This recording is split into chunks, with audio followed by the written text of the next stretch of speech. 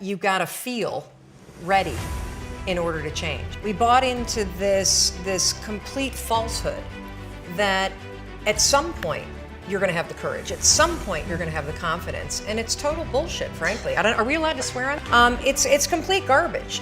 And you have these incredible ideas, and what you think is missing is motivation, and that's not true.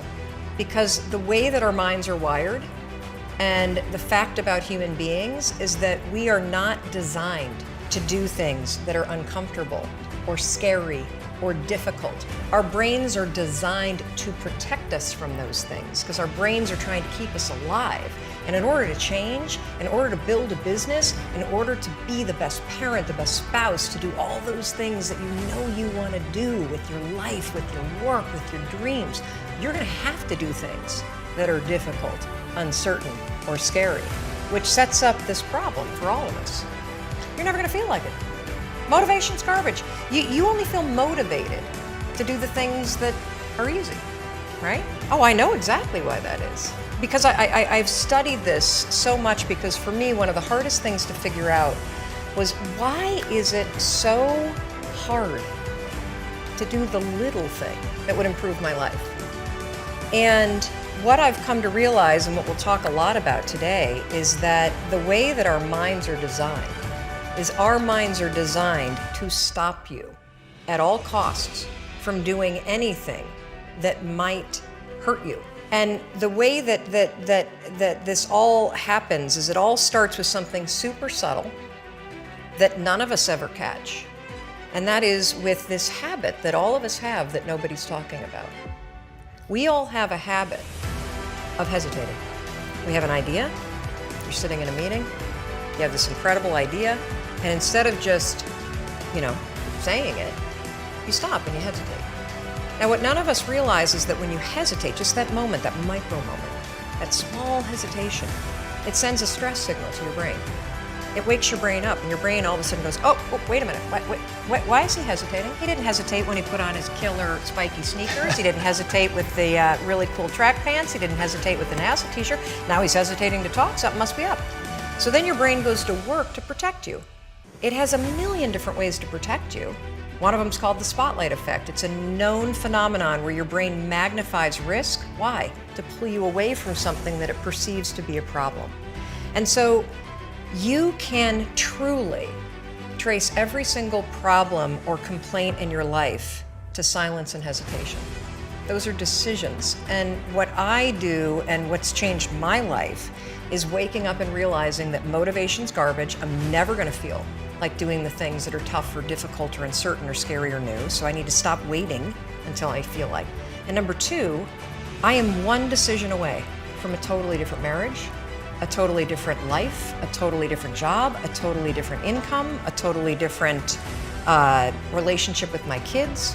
Not like one decision, I'm divorcing you in the marriage example, but one decision on, you could be having a conversation with your spouse and you feel your emotions rise up, and within a tiny window, those emotions can take over and can impact how your marriage goes. Or you can learn how to take control of that micro moment and make a decision to act in a way that actually shifts your marriage. Your life comes down to your decisions, and if you change your decisions, you will change everything.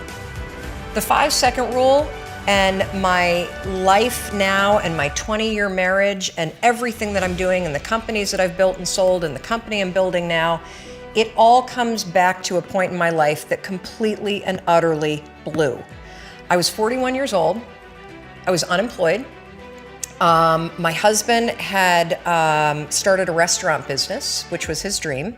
This is actually a funny story. When he got laid off from a big job in high tech, and I think he was really relieved. You know how a lot of us wait to quit our jobs and then we get laid off, and we're like, yes. And he said, I'm not gonna look for a job, I'm gonna go into the restaurant business. And I think I said the most famous lines of our marriage at that point. I looked at him and I said, listen, buddy, inspiration is for strangers. Well, so what happened is the first restaurant was a home run. And of course, what do you do when things are successful? You grow it really big. And so they decided to raise some money, and we threw in our home equity line, the kids' college saved. They tried to open a second and a third, and at the same point, a grocery store chain encouraged them to go into wholesale. So it basically got way too big, way too fast, and the wheels started to come off. And they came off so badly that the second restaurant failed, and they held on to it for too long, like a lot of us do. It's another trick our brains play on us called sunk costs. You throw a ton of time and a ton of money at something, it's really hard to let go of it. And if you haven't done it in business, we all have a relationship in our past, stayed way too long. That was a trick your brain played on you. So by the time that they closed the second restaurant, it was an $800,000 loss. That meant our entire home equity line gone. It meant kids' college. I get just choked up just thinking about how terrifying it was. And so I found myself at the age of 41, like just feeling like a complete failure, and so did Chris. And to make it worse, not only had we lost all of our savings, but so many friends and family members had invested. And so there was this real tension between the truth of what was happening and what you had to do in public, because it was public business. Shame, failure, embarrassment, and the liens started to hit the house. The phone started to ring, and it was nothing but collection calls. And I just remember feeling this tremendous shame. And at some point, I think we all hit that moment in life where things just are not going how you thought they would go. And what's amazing about those moments is we all respond very differently. So my husband, he would spring out of bed, and he would head right out that door, 6 o'clock in the morning, and he would go meet his partner, and they would go to the bank, and they would dig right in, and they would face their problems head on. And he's also a smart guy. I mean, he did not want to be in the house when yours truly was a raging bitch at that point in our lives. And the reason why is because when you're scared, and you're afraid, and you're jealous, and you're overwhelmed with emotion, it is so much easier to point the finger at other people. That's a decision, by the way. So one you may not be aware that you're making, but you're still making it. So what would happen to me is the exact opposite. Is Chris would be gone, the alarm would go off at 6 o'clock in the morning, and I would lie there. And I would think about the lien on the house, and I would think about the bankruptcy that we were facing, and I would think about how much we had fought the night before, and I would think about the fact that I was unemployed, and I would hit the snooze button. I mean, why would you get up when your life is like that? Why would you? I mean, I needed confidence, I needed courage. I was so tapped out. And you know, in the scheme of life, hitting the snooze button is not that big of a deal. But here's the thing about life. None of us wake up and say, today is the day I destroy my life. What we do is we kind of check out because it feels overwhelming. Or we check out because we're afraid. Or we check out because we start listening to self-doubt, and then we make these teeny tiny decisions all day long. We don't even realize it. A decision to not get up on time, a decision to not eat the right thing, a decision to snap at your kids, a decision to not speak in a meeting, a decision to not look for a job, a decision to not deal with your finances, a decision to not call your parents, like whatever it is. All day long, these tiny decisions that take you so far off track.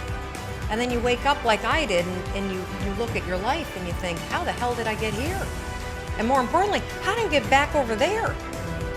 And you have no idea. And so I was so trapped. And I know from your story, you felt the same way. Like you knew that there was more in store for you, but you couldn't figure out, how do you close the gap? How do you find the power that's in you? How do you discover your greatness? How do you solve these problems? It feels so overwhelming. When you can't, I mean, I would go to the grocery store and the items would scan, and I would be sitting there readying my excuse because there was no way that my check card was going to clear. So I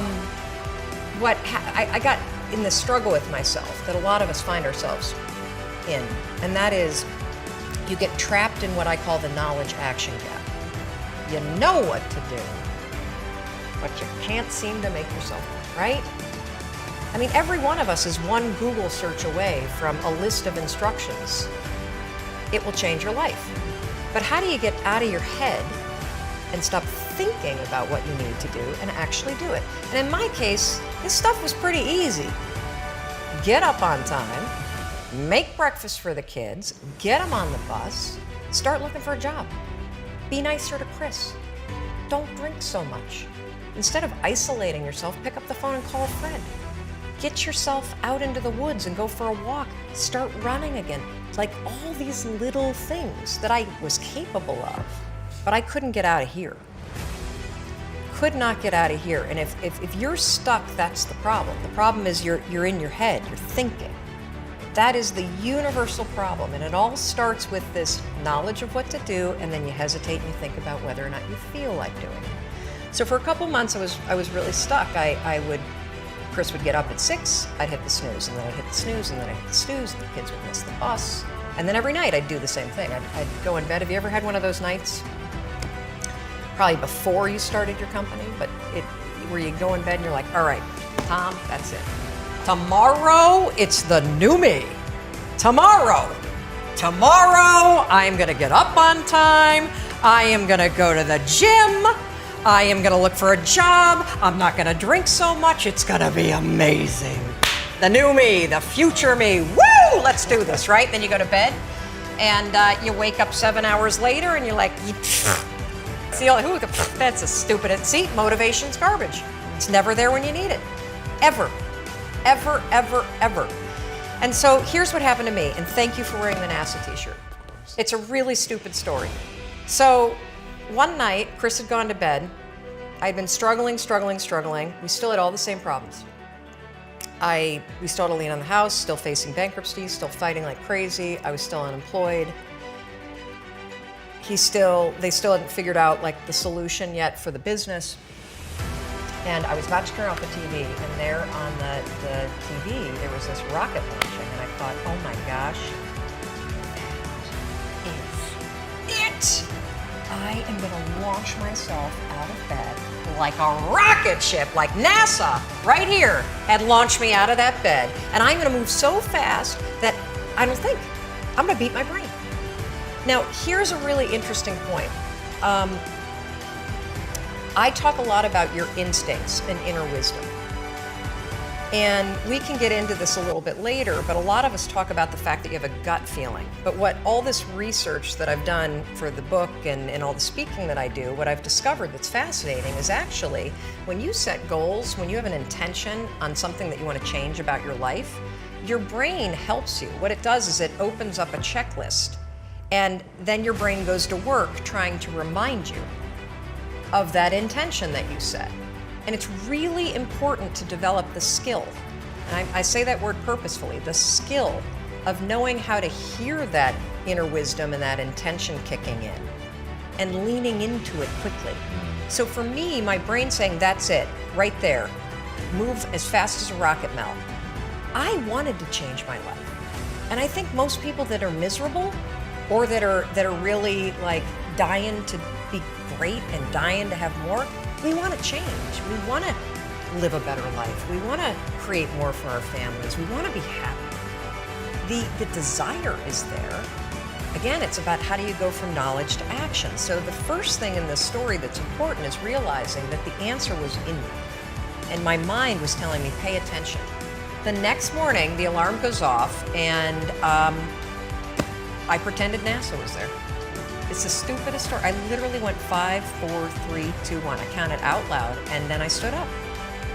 And I'll never forget standing there in my bedroom. It was dark, it was cold, it was winter in Boston. And for the first time in 3 months, I had beaten my habit of hitting the snooze button. I couldn't believe it, and I thought, wait a minute. Counting backwards? That is the dumbest thing I've ever heard in my entire life. Well, the next morning I used it again and it worked. The next morning I used it again and it worked. The next morning I used it again and it worked. And then I started to notice something really interesting.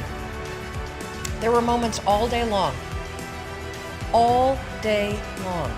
just like that 5-second moment in bed, where I knew, knowledge, what I should do.